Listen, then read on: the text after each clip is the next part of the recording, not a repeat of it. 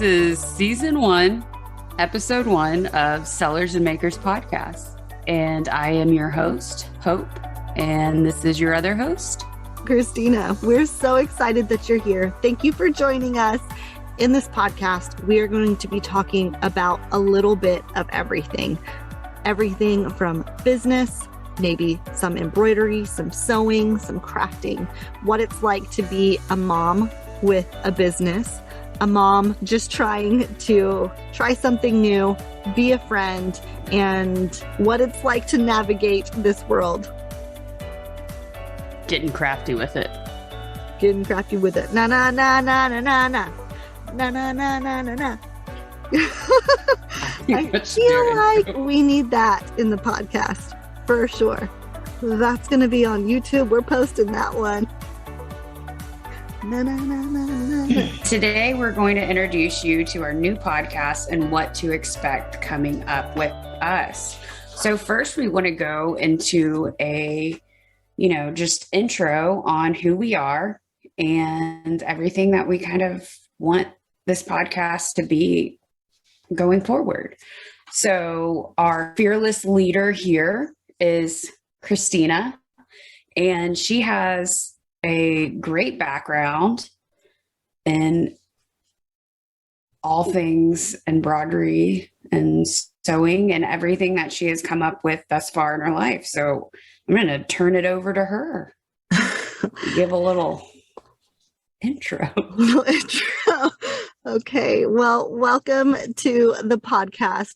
First off, we're super excited to start something new and hopefully something that will be around for quite some time.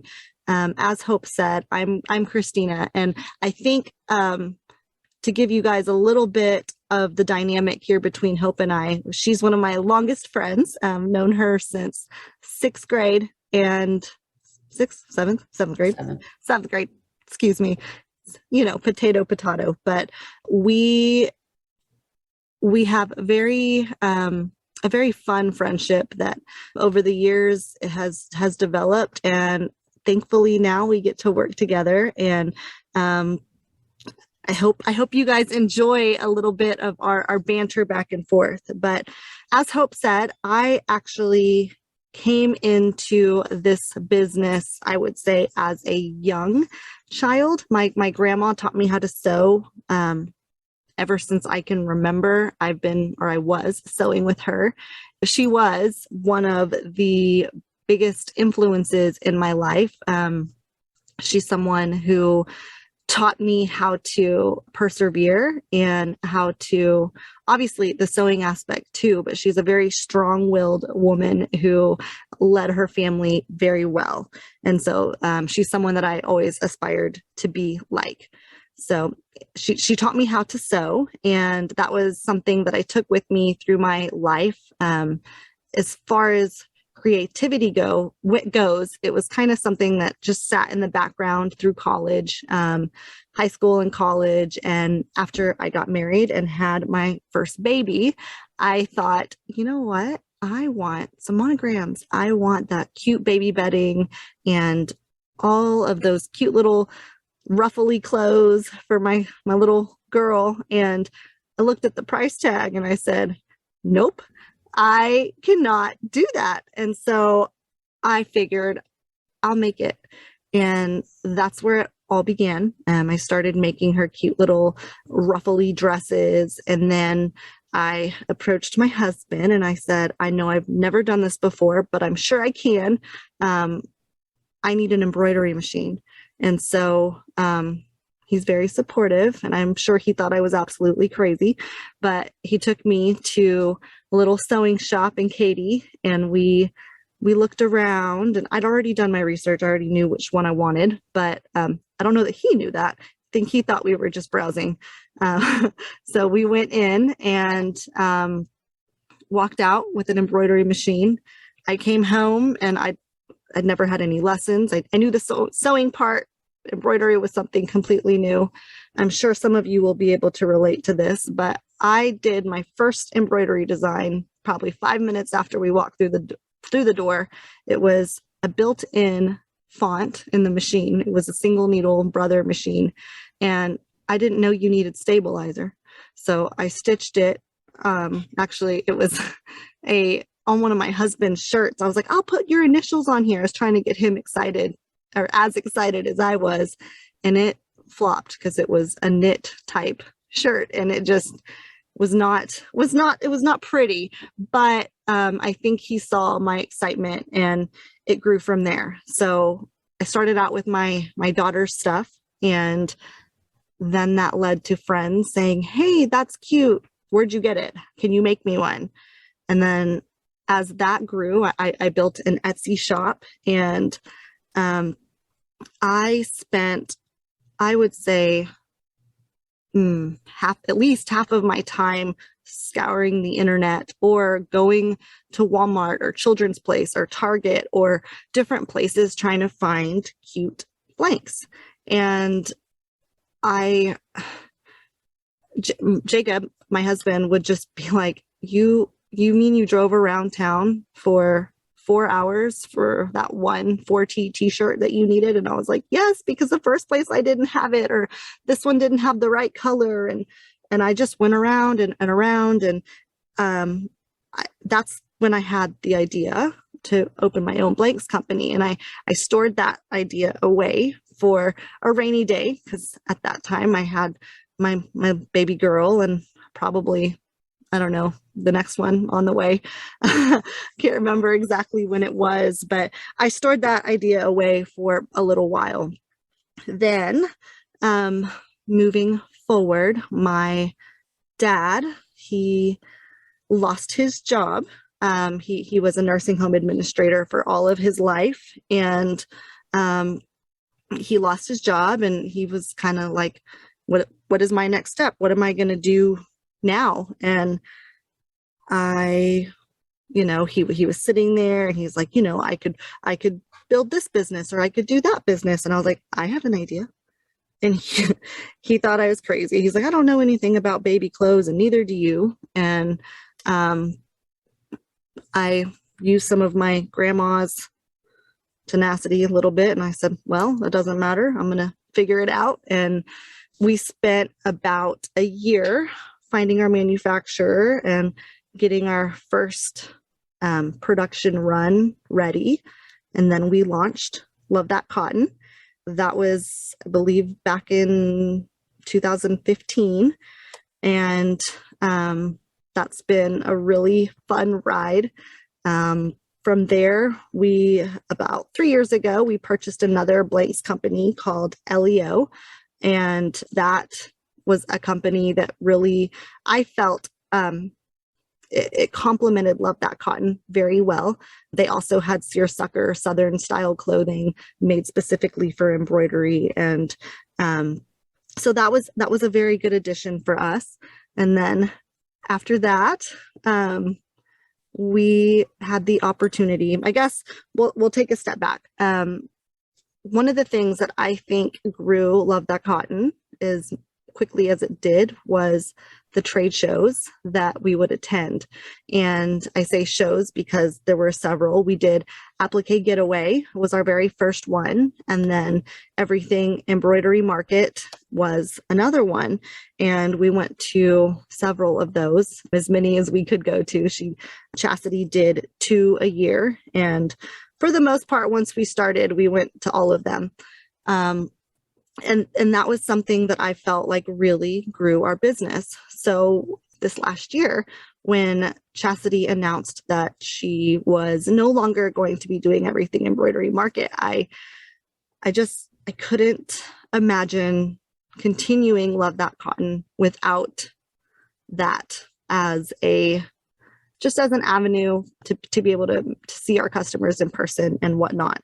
So we decided, I say we because my family all thinks I'm crazy, but I decided for us together, we collected, of course, yes, we decided to purchase Everything Embroidery Market. And as you all know, through the pandemic and life has been crazy and things have changed. And so now we've decided to launch our newest thing, which I'm about to tell you about. It's called EEM Connect, which is, you want to say what it is, Hope, or no? I can do it. Yeah. It's Everything Embroidery Market Connect, EEM Connect. So that is a special space for people, for everybody, vendors and the community, to be able to get together and have one space to be able to talk and learn. We will have tutorials from different vendors and us, and we have taken the classes from, we've recorded the classes from the last show. So that will be on there. There will be the podcast, which will be released a week early. Then there will be coupons through the vendors. And what am I forgetting? Yeah. So essentially what my vision for EEM Connect, it's just in the in-person shows, we've always said it's a place to network, it's a place to learn, it's a place to come together in community with people that enjoy the same things that we do, whether it's for a business or for personal use. Everybody that comes to these in-person shows are interested in some way to this industry. And it's not just the embroidery industry. It could be the sewing, it could be the vinyl, the sublimation, the garment decoration. Someone might be doing koozies while someone else is doing hats or shirts or bags, or just anything that someone can come in and decorate in some way, and then they either keep it for themselves, give it away, or sell it, right? So that's what Everything Embroidery Market is for. But my vision for EEM Connect is to bring that to the masses in a way that feels the same as an in-person show, but it's not, it's virtual. So we'll have these, it's not going to be a virtual trade show though, because in my mind, when I think virtual trade show, that's a month or two long deal where you can just record classes, then it's gone, and there's no real community behind it. And what we're going to be building here is a true place where you can come, and week after week, month after month, we're adding on to what we've learned and grown in the past. You will have a Facebook group where we can, come together, ask questions. You can search for past questions. There will be vendors that are in there. So if you were fortunate enough to watch one of the classes, the tutorials that these vendors put on for EEM Connect, then if you had a question, that vendor will be in that group. And if they miss it, there's going to be someone else there that can help answer that question. And one of the cool things is, if you are a member of EEM Connect, then guess what? You get free admission to one of our in-person shows. So my goal here really, like I said, is just to bring everyone together, for it not just to be a 2 times a year or a 1 time a year thing, and just a continuous friendship. My very favorite part of going to the shows as a vendor is seeing the people that I've talked to on the phone, or chatted with online, or answered that email, or even if I don't talk to you, I see your name when the orders come through, right? So every day I see an Ashley ordered again, and I get excited. And then I get to that show and I get to see you in person. I want to bring that same feeling into EEM Connect. And then now we also have this podcast, which will be something where we bring on some of those vendors to chat. We might have some Q&A. We're going to hopefully talk a little bit about life and what it means to be a mama and an entrepreneur, and just someone who is positively affecting, hopefully, the space around them, right? So yeah. Take it away, Hope. Well, and the EEM Connect is kind of what started the whole podcast idea, is just to have this whole community, and then have this podcast that maybe, leads it, and we will have people that we do a Q&A with, and within the Facebook group, within the EM Connect, we will be asking questions that will, then hopefully we'll get our ideas for more podcasts. And so we want this community to be strong and verbal about what else they want within the podcast. And hopefully we'll be able to provide that. And it's just we're just trying to make this wonderful place that we can all connect and have all these wonderful ideas. And I feel like creative people, just the more creativity breeds more creativity. Like it just keeps snowballing. So hopefully this podcast with EM Connect will really just help snowball all of our creative ideas. Yes. I guess y'all know about Christina and how amazing she is in this industry and what she has done. I hope have just really gotten my foot in the water here. I have been her biggest cheerleader through the years, starting LTC and going through everything. But in all reality, I am just a consumer in all things monogram and embroidery. I love all of it. I love baby clothes. I love clothes. I'm a consumer. Well, and so, but that's okay. I think here for this podcast and for EM Connected, you don't have to have a business for this to be something that you find value in. We will have some of those business classes, and hopefully we will be able to help you grow that business or bring it to the next level. But we're also here to just discuss our love for the industry. And so people like Hope, who may be someone who's just seen it from afar, I guess you say that, but her little boys have always worn the cutest little clothes, and her mom does embroidery. I'm just like, I'm the creative behind it, saying this is how I want it. I just don't do it. Okay, mainly because my mom won't let me touch her machine. But I do feel like a lot of people start that way, right? Yeah. And I'm not against doing it. I would love to do it. It's just she won't let me touch the machine. Well, I'll let you touch mine. Her name's Big Bertha, and we have a love-hate relationship. So when I'm not liking her, you can take over. I'll take her for a whirl. Take her for a whirl. Take her for a spin around the block. Yes. No, I've always been very interested in doing it myself. It was just my mom always took over, and I just let her.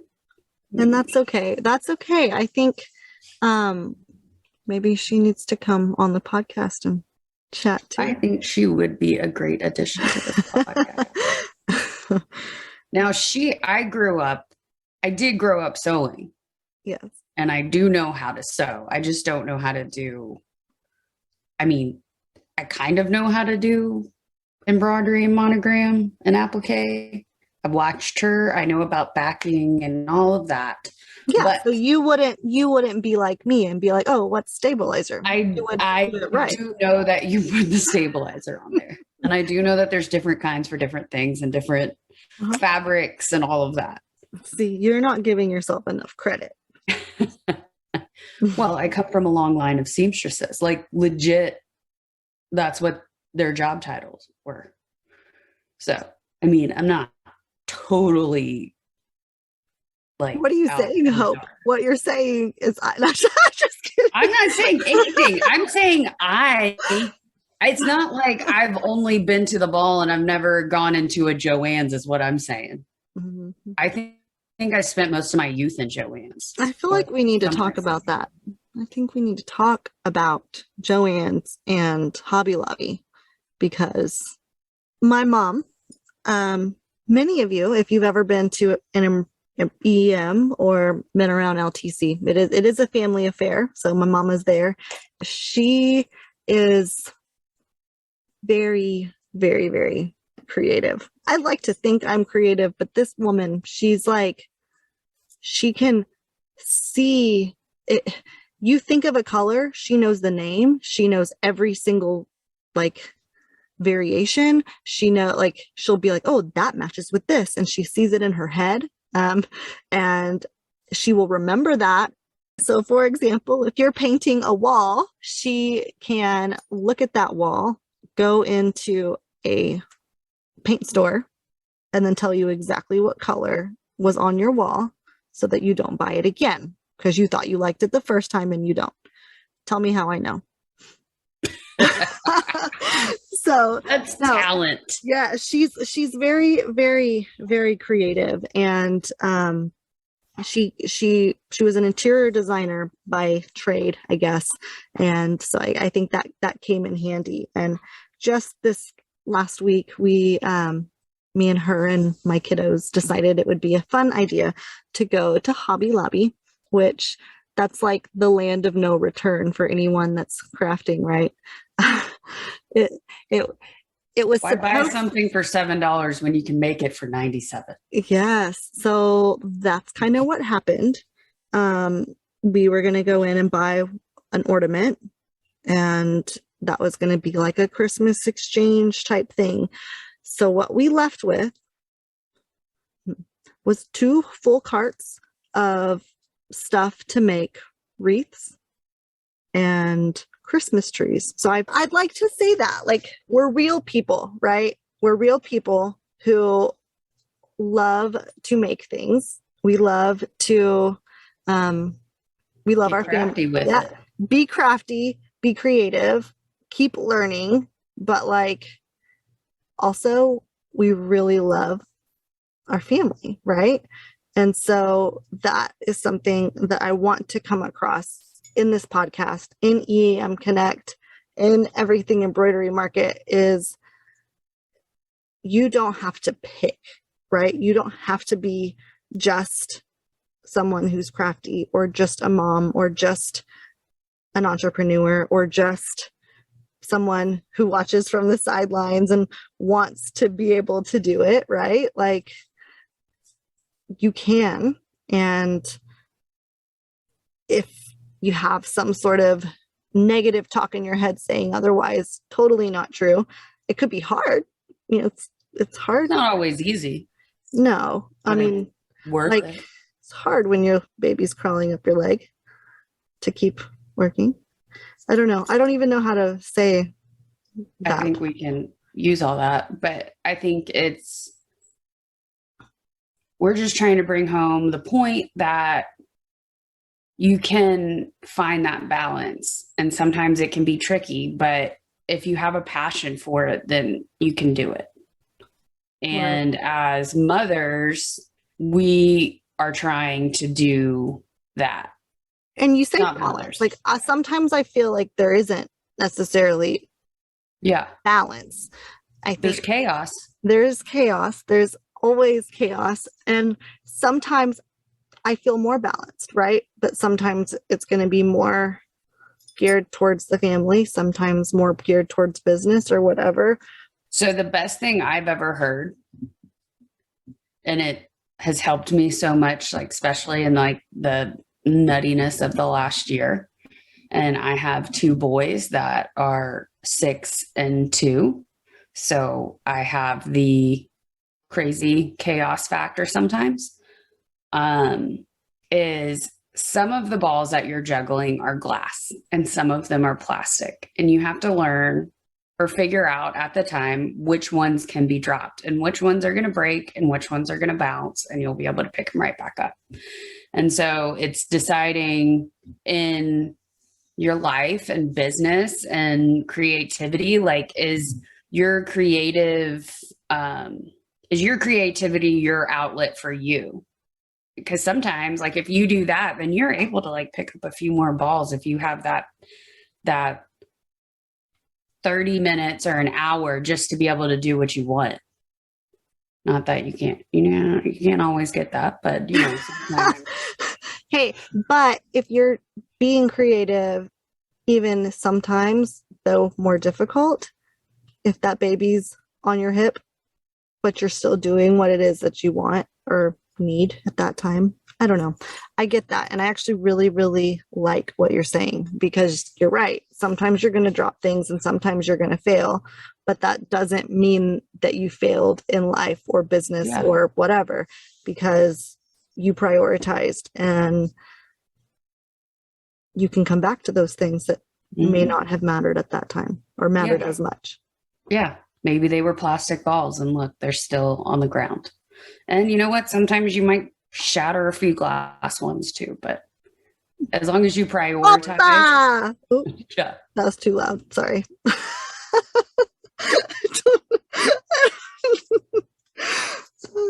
That we haven't been drinking. But yeah, I think this is going to be a podcast that explores the ups and downs and ins and outs of life to balance with your passion and purpose, and hopefully what you're making and selling is part of those things, or how to get it to become part of those things. Right. Okay. That's a wrap. If you guys have been following us on Facebook, you know that we have been building up some anticipation about big announcement. So the podcast is one of them, and we're so excited about that. EM Connect is number 2, and number 3 is the announcement for the date and location of the next Everything Embroidery Market in-person show. So, drum roll, please. The next one is going to be in Chattanooga, Tennessee, April 29th and 30th of 2022. So we're so excited about this show, and we hope that you guys can join us. So put that on your calendar. We will be opening up registration for that very soon, and we hope to see you there. Keep your eyes peeled on the Facebook page and EM Connect, and we will get all of the information out to you in a timely manner. Yes. And if you have any questions, you can also go to everythingembroiderymarket.com. There is a tab for EM Connect if you'd like to join us there. You'll also have the podcast tab. And then, of course, once registration is open for the show, you'll be able to find that and buy your tickets. Buy your tickets there at everythingembroiderymarket.com. Thank you so much for listening to season 1 of the Sellers and Makers podcast. I hope you really are as excited about what's to come as we are. If you did enjoy this, please subscribe to the podcast now. You should be able to find our podcast at any of the major podcast players. And keep in mind, we will be airing a new episode every week for the next 10 weeks. That will be season 1. And then we will begin season 2 after the next in-person Everything Embroidery Market. So thank you for listening. Thanks. Bye. See ya.